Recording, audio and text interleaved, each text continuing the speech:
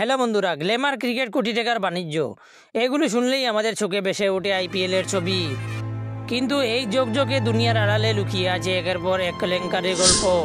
Spot fixing, batting দুর্নীতি, আইপিএলের ইতিহাসে এমন সব ঘটনা আছে যা জানলে আপনি অবাক হবেন। আজকের ভিডিওতে আমরা জানবো আইপিএলের অন্ধকার দিক, যা এতদিন আপনার চোখের আড়ালে ছিল।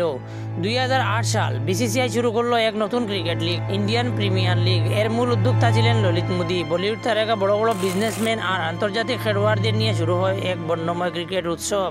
কিন্তু শুরু থেকেই এই লিগ নিয়ে প্রশ্ন উঠতে থাকে, এত টাকা কোথা থেকে আসছে, কারা কারা জড়িত এই অর্থ প্রবাহে।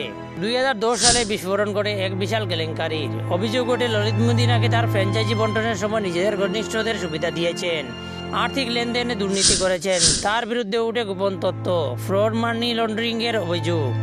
তাকে বিসিসিআই থেকে বহিষ্কার করা হয়। লন্ডনে পলাতক জীবন শুরু করেন তিনি। কিন্তু প্রশ্ন থেকে যায়, লিগ চালু করার নায়ক কিভাবে দুর্নীতির রাজা হয়ে উঠলেন। 2013 সাল আইপিএলের ইতিহাসের সবচেয়ে কলঙ্কিত অধ্যায়।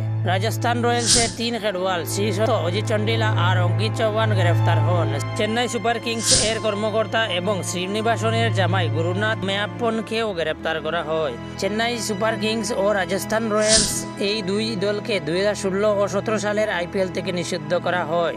খেলোয়াড়দের উপর এখনও চাপ থাকে পারফরমেন্সের, কিন্তু সেই চাপের নিচে কখনো কখনো জন্ম নেয় দুর্নীতি।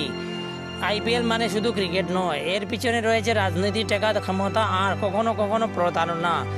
আমরা দর্শকেরা খেলা দেখি আবেগ নিয়ে, কিন্তু সেই আবেগ কেউ কেউ ব্যবহার করে নিজের লাভের জন্য। তাই আমাদের সচেতন হওয়া দরকার। খেলার আড়ালে কি চলছে সেটা জানা জরুরি। ভিডিওটি যদি ভালো লাগে থাকে তাহলে একটি লাইক দিন, বন্ধুদের সঙ্গে শেয়ার করুন এবং চ্যানেলটি সাবস্ক্রাইব করতে ভুলবেন না।